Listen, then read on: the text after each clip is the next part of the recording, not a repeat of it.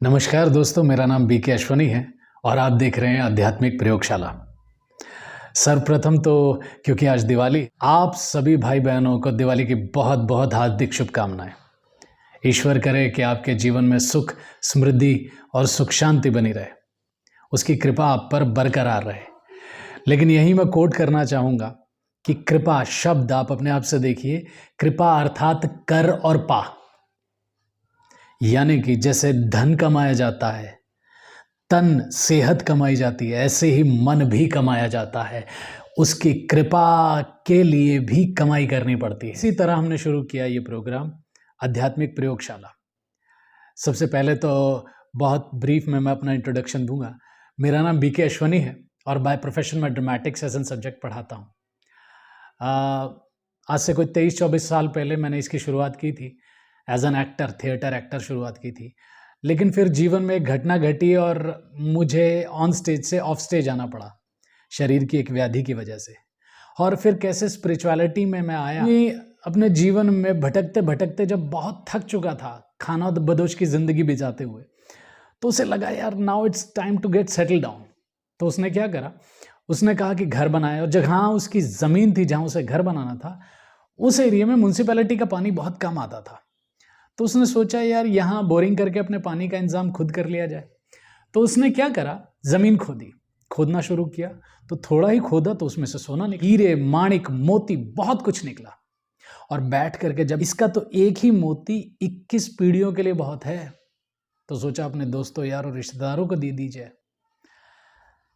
इस तरीके से जीवन में अध्यात्म को समझ में आया कि इतनी कमाई कर लो कि अपने आप और अपने परिवार में भी इसे बांट सको। जो इस प्रोग्राम का बनाने का उद्देश्य है।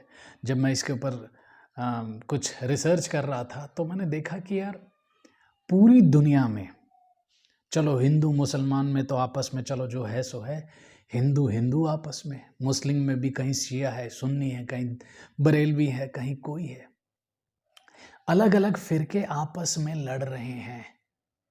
जबकि सभी धर्मों में, जैसे इस्लाम धर्म में कहा जाता है ला इलाहा इल्लल्लाह, देयर इज नथिंग बट अल्लाह, वहां तो क्लियर है। हिंदू धर्म में भी सबसे पहला वेद ऋग्वेद में बहुत क्लियरली मेंशन है, सत्यम एको हस्ति विप्रा बहुधा वदन्ति, अर्थात सत्य एक है और ज्ञानी जन उसे अलग अलग नामों से पुकारते हैं। लेकिन बावजूद इसके हिंदुस्तान में तो कहीं देवी देवताओं 33 करोड़ हैं, कहीं गुरु है, कहीं पितृ है, कहीं कुछ कहीं कुछ। इतनी ज्यादा वैरायटी, जितने ज्यादा आईडी कार्ड बन गए ना, उसके कारण उतने ही ज्यादा झगड़े पैदा हो गए। मैंने कहा यार झगड़े का कारण है ना, तो क्या हमारा आपस में प्यार और सद्भाव बन जाए, उसका भी तो कोई कारण होगा ना। अभी फोकस झगड़े पर है। अगर हम अपने फोकस को शिफ्ट कर दें कि हम एक पिता की संतान हैं, तो क्या हम प्यार भी जागृत कर सकते हैं? इस पर जब मैंने बनाना शुरू करा, मैं सही कह रहा हूं, इसको हम आगे देखेंगे चलकर, आप हैरान हो जाओगे। इतना एकापन है हमारे, यहां तक कि इतनी जो धार्मिक किताबें हैं उनमें भी इतना कुछ है जो एक समान है, लेकिन वो ना देख करके सिर्फ तोड़ना, झगड़ना, सिर्फ उसी पे फोकस। वर्तमान समय जो संसार के हालात है वो सबके सामने ही है। और इस अध्यात्म को विज्ञान की कसौटी पर परख कर भी देखेंगे। दुनिया के सबसे बड़े साइंटिस्टों में शुमार नाम होता है एल्बर्ट आइंस्टाइन, और उन्होंने कहा था कि while studying physics I attract towards metaphysics। भौतिकी पढ़ते पढ़ते मैं पराभौतिकी की तरफ अट्रैक्ट हो गया। उन्होंने एक बार और बहुत अच्छी बात कही थी कि विज्ञान जो है बिना अध्यात्म के लंगड़ा है और अध्यात्म बिना विज्ञान के अंधा है। निकोला टेस्ला, ऐसे बहुत सारे वैज्ञानिक हुए हैं जिन्होंने अध्यात्म को माना है। और मेरा भी पक्ष ये नहीं है, उससे कोई लड़ना नहीं है। विज्ञान के आधार से, मनोविज्ञान से हम चीजें सहज समझ पाते हैं। कोई भी फिल्म, कोई टीवी सीरियल, कोई वेब सीरीज देखते हैं तो क्या देखते हैं? एक कैमरा एक शूट कर रहा है, शूट करके, अब जैसे मैं अपने बारे में बताऊं तो मैं आत्मा यहाँ बैठा हूं, ये मेरा कैमरा है जो बाहर दो दो लेंस लगे हुए हैं। क्या देख रहा है? सारी चीजें बाहर नोटिस है। ये हिंदू है, ये मुस्लिम है, ये ऐसा है, ये ऐसा है, ये अच्छा है, ये बुरा है। बाहर का नोटिस हो रहा है। जब आप अध्यात्म में आते हैं तो आप कुछ देर के लिए ये कैमरा अंदर की तरफ भी मोड़ते हैं कि मैं आत्मा कैसी हूं और क्या मेरे भाव स्वभाव से मुझे जीवन में कुछ परिवर्तन लाना चाहिए कि नहीं लाना चाहिए। फॉर एग्जाम्पल, परिवर्तन दरअसल बहुत बड़े लेवल की बात है। इसको इस तरीके से समझाऊंगा। मान लो मैं एक जूता पहनता हूं और वो जूता कहीं से मुझे काट भी रहा है और एक दिन मेरा फ्रेंड उसको पहन के चला जाता है क्योंकि मैं यूज्ड टू हूं उस काटने से, और वो कहता है यार तू ये कैसे पहन लेता है, एक दिन पहन के गया मेरा तो हालत खराब हो गई। तो कहता है तेरा ऐसे ही दिमाग खराब है, कुछ नहीं है। क्योंकि मेरा रियलाइजेशन नहीं है कि उस जूते से मुझे कुछ फर्क पड़ रहा है। जिस दिन वो जूता मुझे इतना ज्यादा काटेगा कि मेरा खुद से दिल करेगा now it's time to change.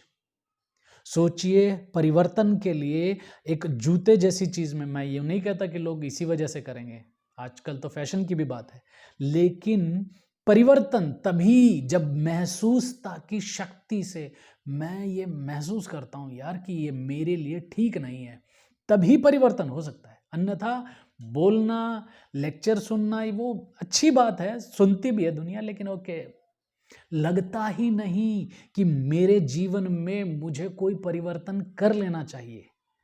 परिवर्तन बिना इस चीज के संभव नहीं है और ये मुझे सिखाया अध्यात्म ने, जो हम आगे इस श्रृंखला में देखेंगे कि हम इस चीज को दिखाएंगे कि एक आत्मा खुद से, आपने कभी एक ये शब्द सुना होगा बर्ड आई व्यू, कैसे एक अच्छी खासी ऊंचाई पर एक बाज आ करके सारे माहौल, सारे एरियो का निरीक्षण परीक्षण कर लेता है। अच्छा, यहां मेरा शिकार है, यहां मुझे जाना है, यहां मुझे नहीं जाना। अध्यात्म एक ऐसी ऊंचाई आपको दे देता है कि आप खुद से देख सको। धर्म की जीवन में धारणा करने से, अर्थात जीवन में जो सुख, शांति, आनंद, प्रेम, पवित्रता, ज्ञान, शक्तियां, इन सब को लाने का जो जरिया है वो धर्म। देखने की ताकत मुझे ऐसा लगता है अध्यात्म से प्राप्त होती है कि हम एक ऐसी अवस्था में पहुंच जाएं कि खुद देख सके क्या सही है, क्या गलत है, और फिर खुद से डिसीजन लें, खुद से अपनी तरफ से इनिशिएटिव लें कि अब मुझे अपने जीवन में कैसा परिवर्तन कर लेना चाहिए। मैं यहां कोट करना चाहूंगा 2019 के बाद 2020 में जो इस संसार के ड्रामे ने प्रवेश किया है, पूरी दुनिया को इस कोरोना महामारी ने बांध के रख दिया। क्या जीवन वैसा है? समय बदल नहीं रहा है, पर क्या समय के साथ मैं बदल रहा हूं? एक नियम आपको बताता हूं, भौतिकी से भी रिलेटेड है, और वो नियम है that everything should go from order to disorder. हर चीज ऑर्डर से डिसऑर्डर में आती है। ऐसे ही जैसे ये शरीर धीरे धीरे बड़ा हो रहा है तो डिसऑर्डर में आ रहा है, ये समाज भी अब डिसऑर्डर में आ रहा है। और इसका सामना करने के लिए क्या मैं मन उतना शक्तिशाली हूं? क्या मैं भी उतना परिवर्तित हो रहा हूं? समय को साथी बना लो। समय साथी है तो सहयोग देगा, समय शिक्षक है तो आप जानते हो ना, समय की शिक्षा बहुत भारी। इन्हीं शब्दों के साथ मैं आपसे आज्ञा लेता हूं, फिर मिलेंगे। धन्यवाद।